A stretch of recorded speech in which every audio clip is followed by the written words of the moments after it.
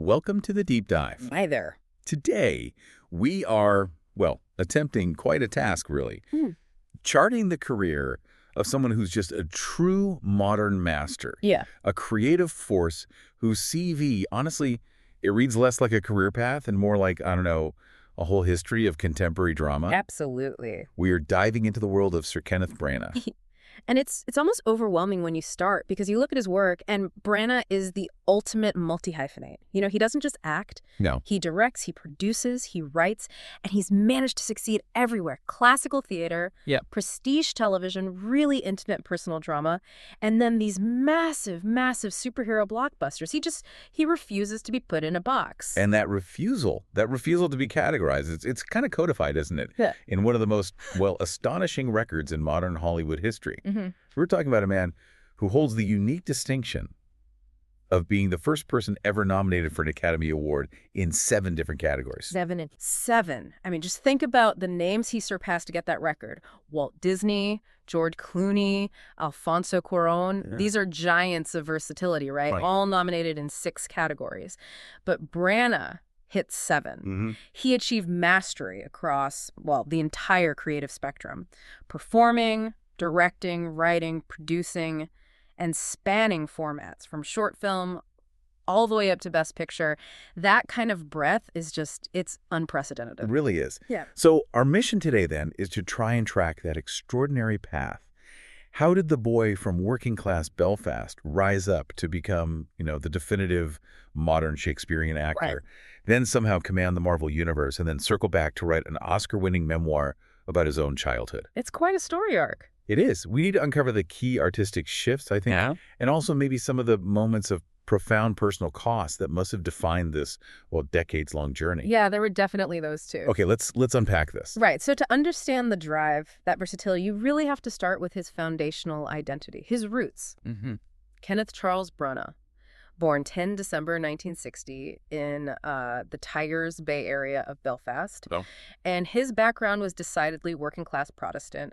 His father, William, was a plumber and a joiner. He specialized in fitting partitions, suspended ceilings, that kind of thing. Right. Proper tradesman. Exactly. And Ken was the middle child. His early life was rooted in a very specific place, a very specific culture. But that world, it fractured pretty dramatically, didn't it, in early 1970? It did. He was 9 years old, and his family moved to England, specifically to Reading in Berkshire, to escape the Troubles, the escalating violence in Northern Ireland.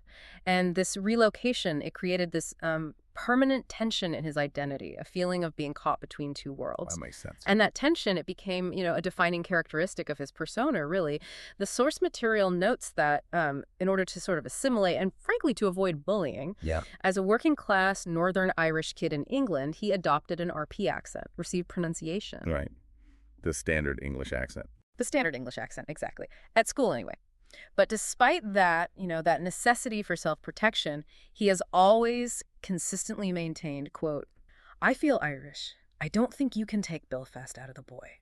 That's powerful. And it's kind of the origin of the performer, isn't it? That need to put on a mask or a voice just for survival. Precisely. And that early theatrical instinct, it led him through amateur groups, like the Progress Theatre, and then straight into, well, the crucible of British acting talent, the Royal Academy of Dramatic Art.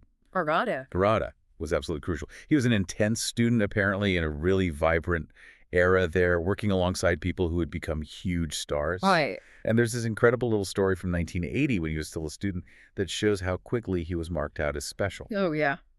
The principal asked the 19-year-old Branagh to perform a soliloquy from Hamlet for Queen Elizabeth II during a royal visit. Wow. 19 years old, performing Hamlet for the Queen. Before his professional career had even properly begun, he was already doing the Bard for royalty. That early confidence, it must have just translated immediately into professional acclaim, right? It did. Pretty much straight out of Rando, he won the very prestigious 1982 Sweat Award. That's the precursor to the Olivier Award for Best Newcomer. That was for his role as the socialist pupil, Judd, in Another Country. Okay, so he hits the ground running. Absolutely. That win basically confirmed he was the one to watch. But here's the thing. Instead of just settling into the establishment, taking roles at the National or the RSC, right, Branagh chose a much more, revolutionary path.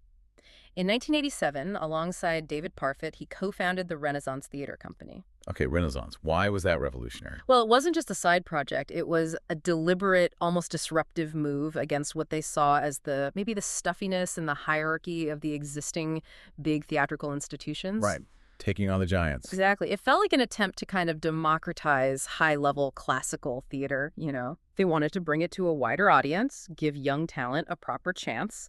They had some early success on the London Fringe, but it was their 1988 Renaissance Shakespeare on the Road season that really, really exploded their status. Shakespeare on the Road. What did that involve? Well, that season really demonstrated Branagh's eye for talent and also his collaborative spirit. It wasn't just about him performing. Yeah.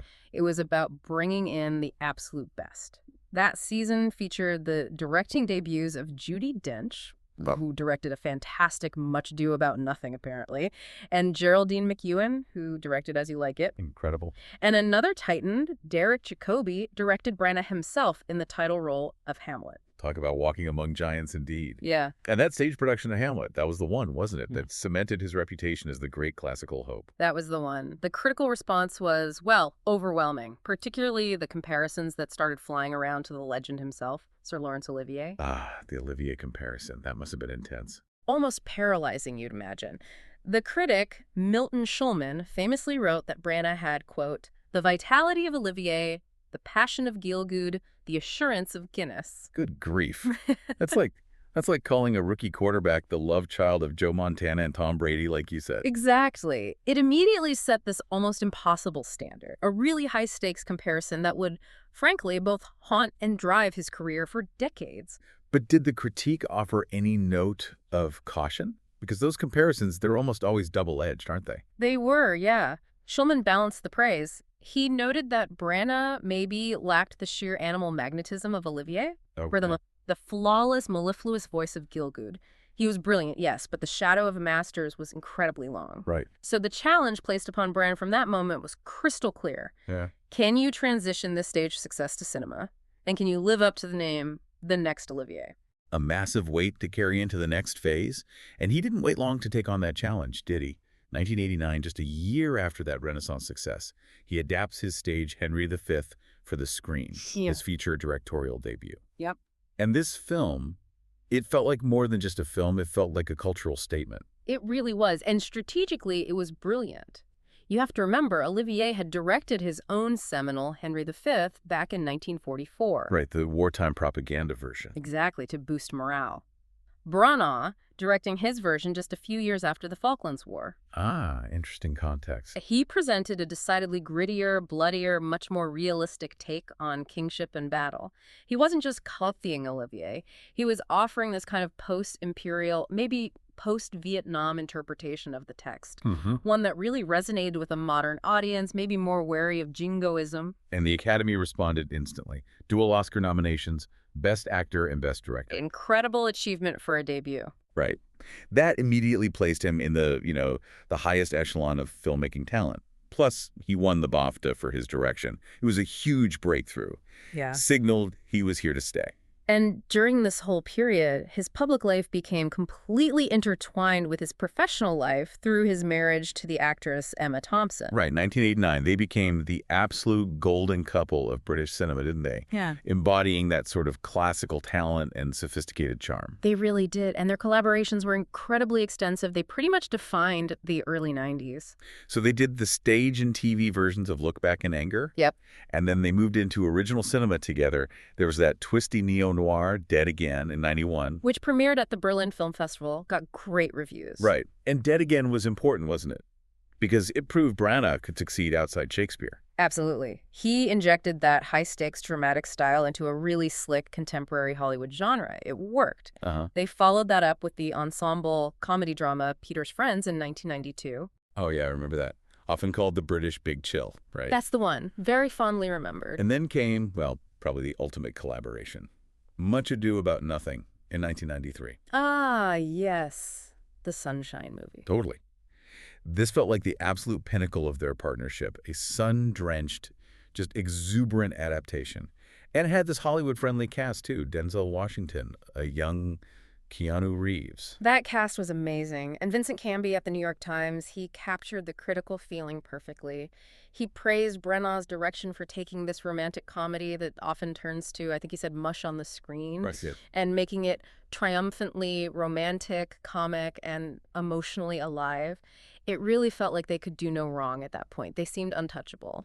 But as often happens, doesn't it, when an artist hits that kind of pinnacle, the pressure or maybe just the ambition, it leads to a misstep. Yeah. And the mid-90s brought both a big commercial failure and a massive, very public, personal drama. The artistic misstep, that was Mary Shelley's Frankenstein in 1994. Branagh tried to direct this lavish, epic horror film, starring himself, Robert De Niro as the creature. Huge names. Huge ambition. But it just sort of spiraled into this overly ambitious, kind of uneven spectacle. And the reviews were quite sharp, weren't they? I remember reading critiques about a lack of technical control. They were. Janet Maslin, for instance, criticized Branagh's lack of technical finesse.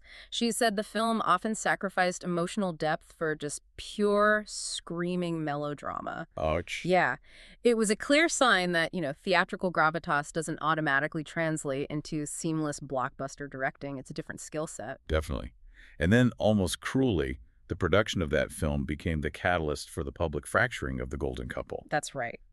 It was during the filming of Frankenstein that Branagh began a relationship with his co-star, Helena Bonham Carter. He and Emma Thompson divorced in 1995, and his subsequent, very highly publicized partnership with Bonham Carter lasted until 1999. It's hard to overstate how much of a tabloid and media event that whole transition was. Oh, it was huge. The image of the impeccable classical theater darling was suddenly replaced by this much more complex, messy, human narrative. Yeah. As his commercial directing was kind of faltering. It was a massive disruption to that carefully constructed public image he'd built. But the remarkable thing about Branagh, and you see this throughout his career, is that even during this really intense personal upheaval, his acting continued to ascend. Right. Despite the Frankenstein reviews, he went straight into starring as Iago in Oliver Parker's Othello. That was 1995, opposite Lawrence Fishburne. And his Iago was hailed as pretty much definitive, wasn't it? Absolutely superb. Critics called it mesmerizing, manipulative. He just captured that subtle, despicable villainy perfectly, earned him a Screen Actors Guild Award nomination. So even if he couldn't quite control the budget or the technical side of a studio epic, his power as a performer was absolute, undeniable. And then, as if to prove the scale of his artistic ambition once and for all, he returned to the director's chair for his most monumental Shakespearean effort yet, the epic 4-hour Hamlet, 1996. 4 hours. 4 hours. Yeah. And shot entirely in 70mm film stock. That's the same format reserved for these grand spectacles like Lawrence of Arabia, right? Exactly. This wasn't just another film adaptation. It was a defiant artistic statement, a gauntlet thrown down after the disappointment of Frankenstein. So what did that 70mm choice really signify to the audience? What was he saying? I think he was saying reverence, scale, a demand for seriousness. 70mm film gives you this incredible resolution, this depth of field, visual majesty that's just unsurpassed. Right.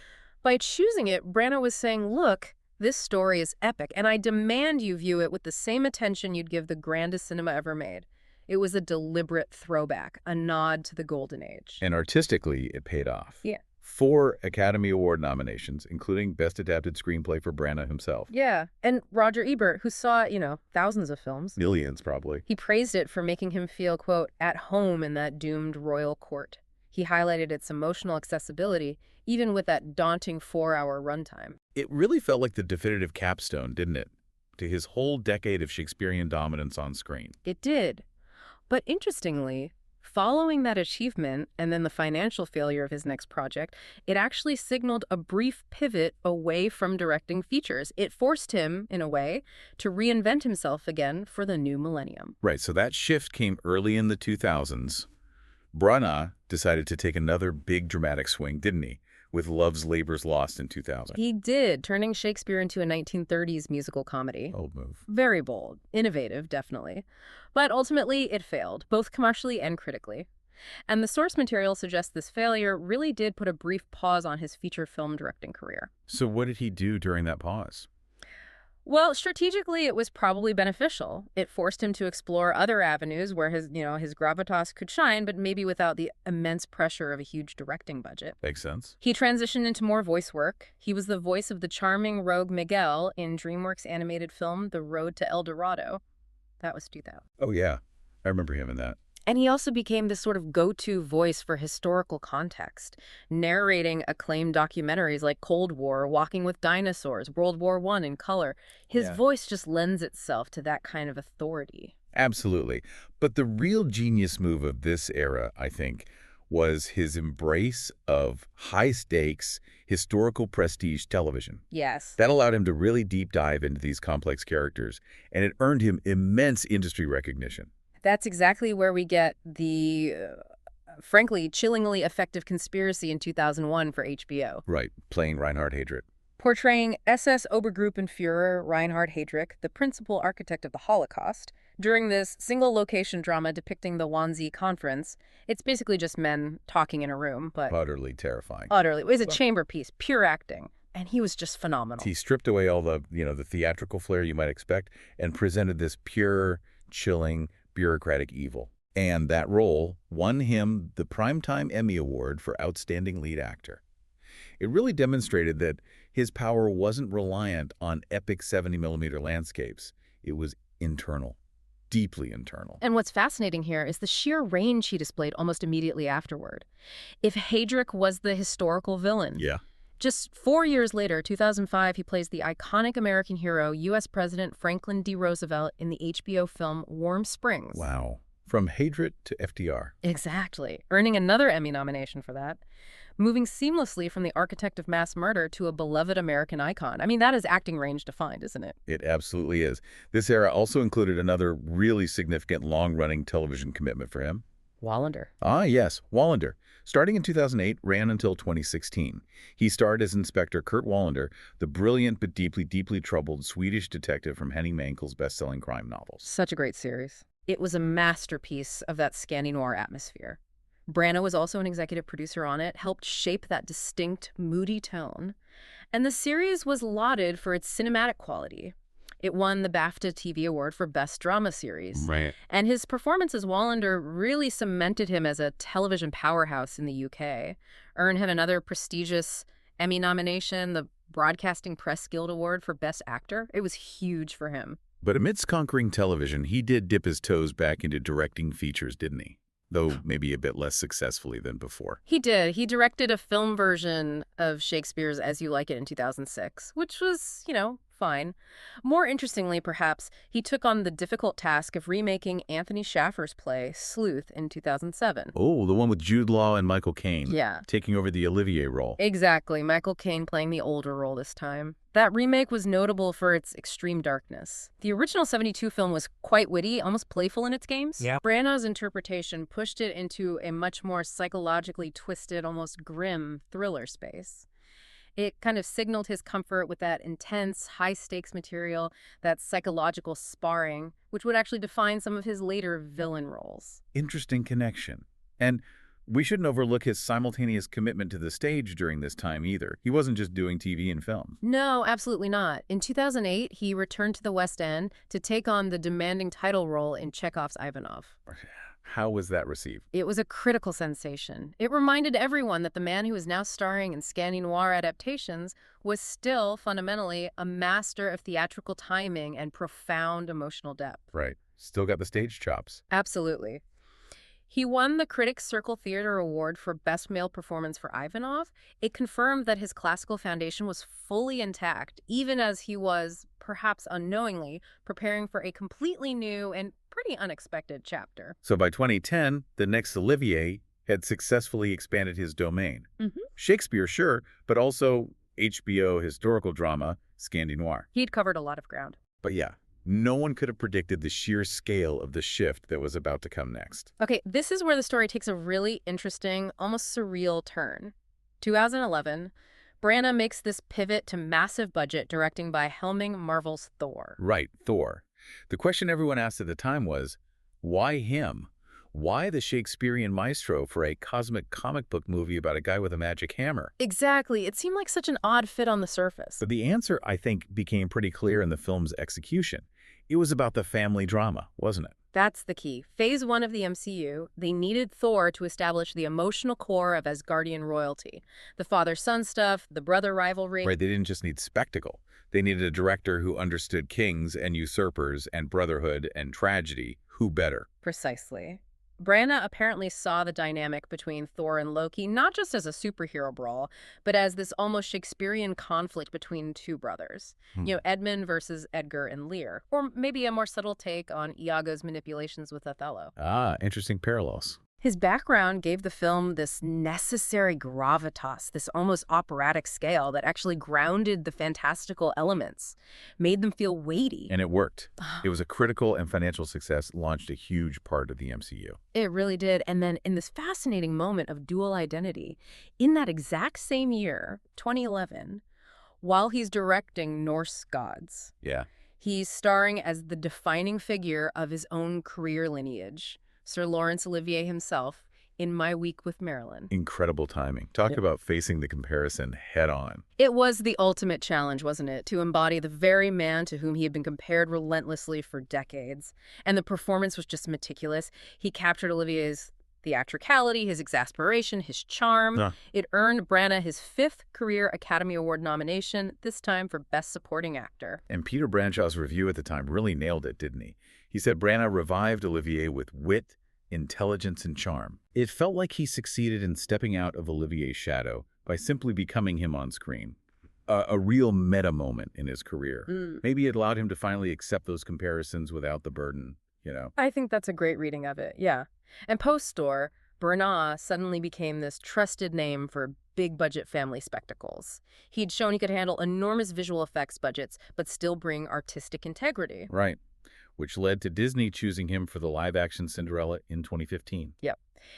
And that film was widely praised for its balance. It wasn't cynical. It wasn't overly modernized like some other adaptations. No, it felt quite classical. Exactly. Critics praised him for, quote, reverently reimagining Charles Perrault's fairy tale.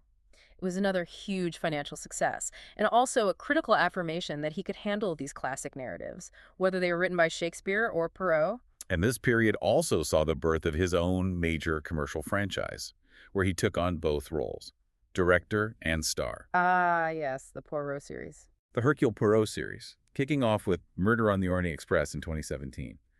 And then he followed that with Death on the Nile in 2022, and A Haunting in Venice just recently in 2023. Sporting quite the magnificent mustache. Quite the mustache. Let's circle back to that technical detail we mentioned earlier. For Orient Express, he went back to the old ways, didn't he? Opting to shoot using those massive 65mm film cameras again. He did. Why?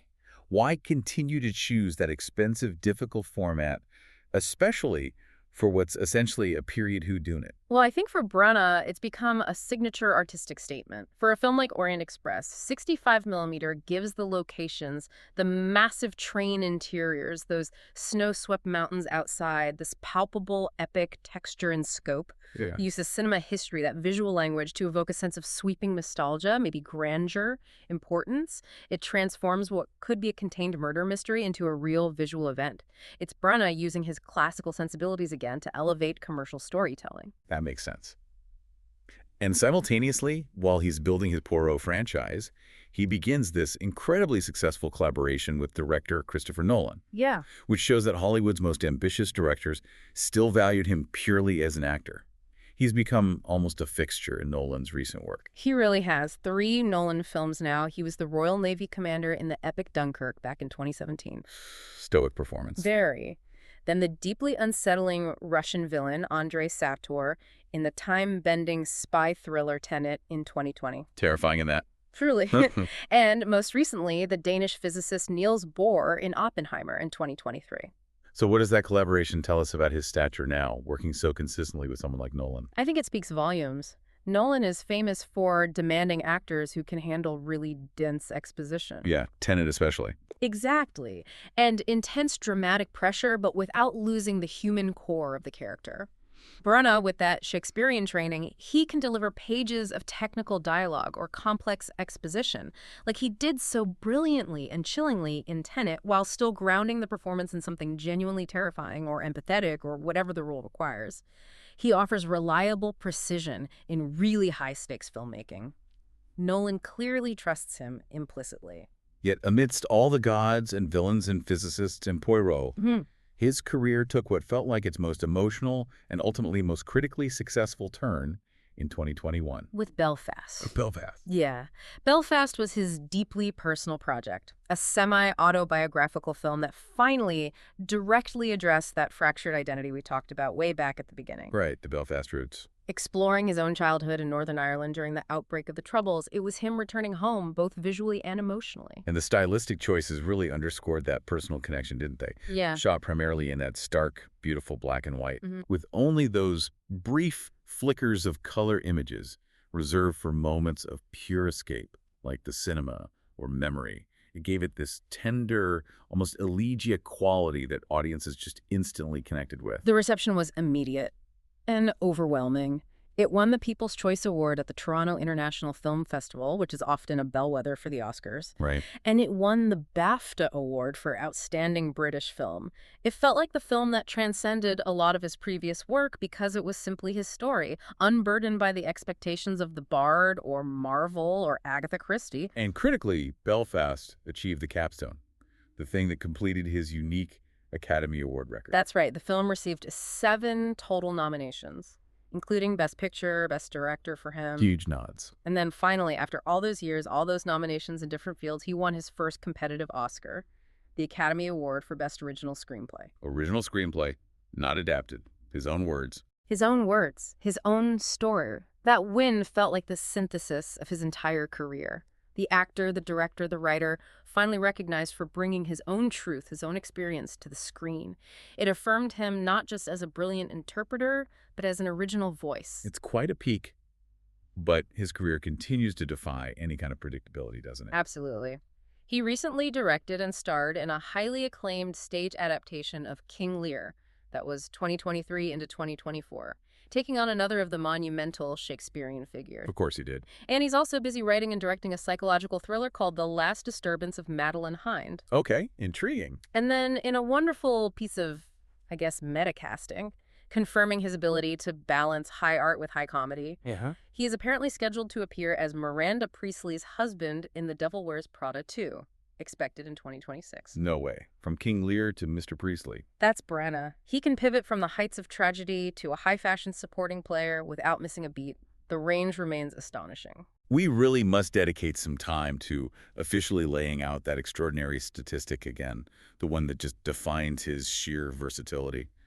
Kenneth Branagh, the first and only individual to be nominated for an Academy Award in 7 different categories. It's worth listing, though. Let's list these creative disciplines because they really do tell the story of a man who seems to have mastered every single job on a film set. It is a stunning demonstration of range. Okay, let's start with the directing and performance side, maybe the more expected ones first. Right. 1, Best Director, nominated twice.